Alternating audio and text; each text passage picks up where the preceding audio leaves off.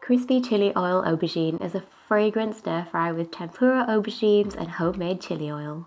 Hey guys, this week I'm going to show you how to make the most tasty, crispy, crunchy chili oil aubergine. Earlier this week, I posted my crispy chili oil recipe, and if you did your homework, you might have already made this by now. I know lots and lots of you have, and it's just been fantastic to see you putting it on anything and everything. However, this week I want to show you a full recipe using this chili oil as the kind of flavoursome oil that coats the tempura aubergines, and it is just so good. You'll make this again and again. In order to get the crispiest crunch on your tempura, you must deep fry them. I'm very sorry, I do not have an air fryer or baked alternative for this. I would just go with the deep frying, and they will be so tender and juicy inside, and then they'll have that kind of crackly, crispy shell on the outside. And when we toss in our chili oil, that is just gonna be like the biggest whack of flavour for your taste buds. They won't know what hit them.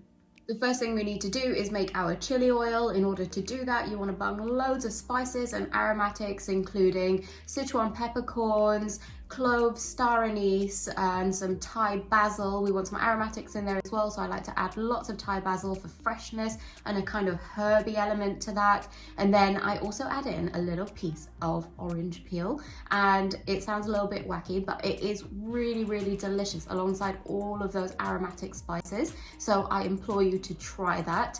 And then you want to cook it low and slow for about half an hour, just so that all of those aromatics and lots of garlic as well, by the way, sizzles away in that oil and just infuses it beautifully and slowly. This is a really spicy, flavoursome dish, so the best thing to serve it with is just some plain steamed jasmine rice, or you can serve it with some noodles.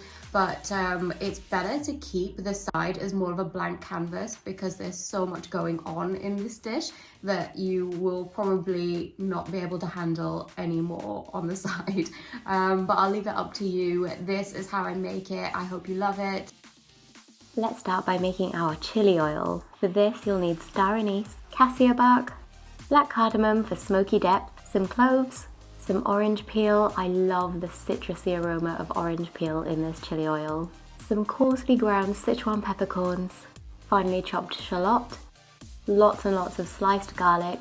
As it simmers away in the oil, this garlic turns into delicious crunchy garlic chips, and they're so yummy. Some Thai basil, and I know this is not traditional, but I adore the herbal aromas this imparts into our chili oil. The last thing we want to add is, of course, our oil.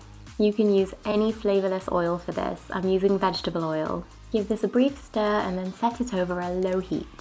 Allow the oil to simmer and bubble away very gently for around 30 minutes. The oil temperature should be consistently around 120 degrees Celsius, that's 250 degrees Fahrenheit. This is more of an infusion process than a frying process, so look out for little bubbles just like this and you'll be on the right track. The shallots, garlic and Thai basil will turn brittle and crispy. Once it starts looking golden just like this, we are ready to move on to the next step. Allow the oil to cool down for about 5 minutes. Pop some chili flakes into a bowl and then add in salt, some sugar, and finally some MSG or monosodium glutamate, which is a flavour enhancer. Optionally, you can also add in a little bit of chili powder. This is Kashmiri chili powder, and I find it gives the chili oil the most beautiful crimson colour.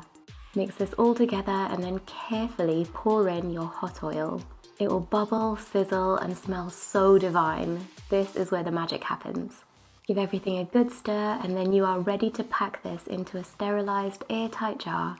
It will keep well in the fridge for about 3 months.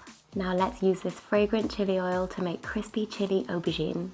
The first thing you'll need to do is mix together plain flour and corn flour, a little bit of salt, whisk, and then pour in some ice cold water.